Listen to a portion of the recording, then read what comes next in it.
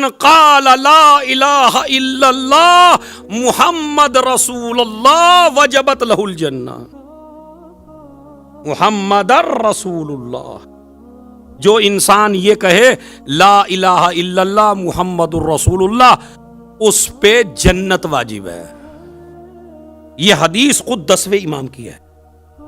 ला इलाहा इल्लल्लाह का ज्यादा अमल रिवायात में मौजूद है, खुसूसन रजब में। इमाम फरमाते हैं कि कम से कम 1000 दफा ला इलाहा इल्लल्लाह रजब में अगर कोई पढ़ ले तो अल्लाह जन्नत में उसके 100 महल बना देता। तो कोई भारी नहीं है जो मैंने अमल बताया। आज ही से मतलब 202 तस्बीहां आप पढ़ लीजिए ला इलाहा इल्लल्लाह की, 2 तस्बीहां कल पढ़ लीजिए, 5 दिन में 1000 हो जाएगी। उसके बाद अगले 5 दिन ले लीजिए, फिर 1000, पूरे महीने में कितनी हो जाएंगी? हैं? अब देखिए मेरा तो हिसाब कमजोर है भाई, समझ रहे? यानी 10 दिन में हो जाएंगी आपकी 2000।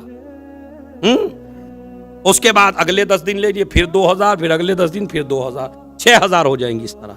तो 6000 जिसने ला इलाहा इल्लल्लाह कह लिया और रजब में, और इमाम क्या फरमाते हैं, नबी क्या फरमाते हैं, जिसने 1000 मर्तबा ला इलाहा इल्लल्लाह रजब के महीने में कह दिया, अल्लाह उस पे जन्नत वाजिब कर देता है, जन्नत में 100 महल बना के देता है। इधर इमाम क्या कह रहे हैं, जो ला इलाहा इल्लल्लाह कहे उस पे जन्नत वाजिब है। अब कहते हैं नबी ने भी यही जुमला कहा था। जब इमाम ने कहा तो कहा नबी ने भी, मेरे दादा ने यही जुमला कहा था। तो कुछ साहबा ने आके कहा ऐसी हदीसें ना पढ़ा करो लोगों के बीच में, कहीं ये आमाल से दूर ना हो जाएं। बोला ला इलाहा इल्लल्लाह कह के जन्नत में चला जाएगा। कहने लगे मेरा दादा अली बराबर में बैठा हुआ था, एक मर्तबा नबी ने मेरे दादा की पुष्ट पे हाथ रखा, कहा बिल्कुल ला इलाहा इल्लल्लाह कहने से जन्नत में जाएगा, बशर्ते के इसे मानता हो।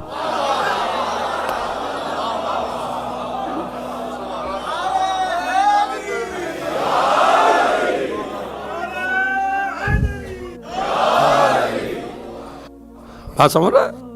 ला इलाहा इल्लल्लाह कहने से जन्नत में जाए, बशर्ते के।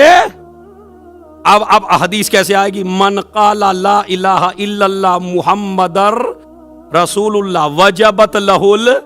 आप कहेंगे अलीउन वलीउल्लाह कहां गया? अलीउन वलीउल्लाह इसलिए नहीं कहा जब अली खुद ही बैठे थे, कहा इसकी मोहब्बत के साथ ला इलाहा इल्लल्लाह। एक तो ला इलाहा इल्लल्लाह काम आता है अली की मोहब्बत के साथ, और दूसरा मैसेज सुन लीजिए, ये कहते हैं कि वो आदमी जन्नत में जाएगा जिसका आखिरी कलमा ला इलाहा इल्लल्लाह हो, यानी मरने से पहले। इसीलिए दोहराया जाता है हमारे यहां कि जो करीब हैं वो कहें ला इलाहा इल्लल्लाह, ला इलाहा। तो ला इलाहा इल्लल्लाह कहिए आखिर वक्त में, मगर आखिर वक्त में उसी को ला इलाहा इल्लल्लाह नसीब होगा। आप क्या समझते हैं, तुम्हारी जबान में ताकत है तो कह लोगे मरते वक्त ला इलाहा इल्लल्लाह? नहीं, चाहे जितनी ताकत हो तुम्हारी जबान में ला इलाहा इल्लल्लाह नहीं कह सकते अगर मां नाराज हो। तो रिवायत है बाकायदा कि मरते वक्त उसी आदमी को ला इलाहा इल्लल्लाह नसीब होगा जिससे उसकी मां खुश हो। नबी की खिदमत में एक जवान, और एक जवान को लाया गया, मरने वाला है। नबी ने कहा कहो ला इलाहा इल्लल्लाह। सारी बातें बोलता है, जब ला इलाहा इल्लल्लाह जबान पे आता है जबान रुक जाती है। क्या बात है या रसूल अल्लाह, सारी बातें कर रहा हूं आपसे, ला इलाहा इल्लल्लाह जबान। कहा ये कौन बैठी है? कहा ये मां है। कहा ये तो नाराज नहीं है? मां ने कहा हाँ या रसूल अल्लाह मैं नाराज हूं। नबी ने फरमाया जवान से जब तक ये राजी ना हो जाए तुझे ला इलाहा इल्लल्लाह नसीब होने वाला। और फिर आप कहें मुझे मां बाप ने दिया ही क्या है? मरते वक्त ला इलाहा इल्लल्लाह उसी को नसीब होगा जिससे उसकी मां राजी हो। अब मैं एक जुमला कहता हूं खुदा की कसम, जब से शारजा में आए हो मजलिस सुनने के लिए, अगर ऐसा जुमला मिला हो तो मुझे बता दीजिएगा, अशरे मैंने भी पढ़े।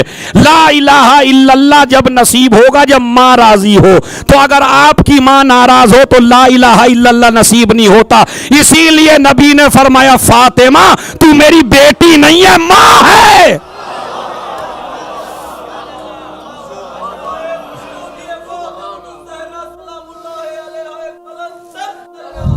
अल्लाह।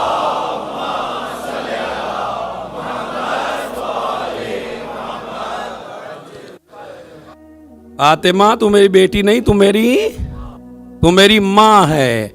और कलमा किसे नसीब होगा? खत्म हो गया मसला। जन्नत में वो जाएगा जिसे कलमा नसीब होगा, कलमा उसे नसीब होगा जिससे मां राजी हो। फातिमा उम्मु अबीहा है।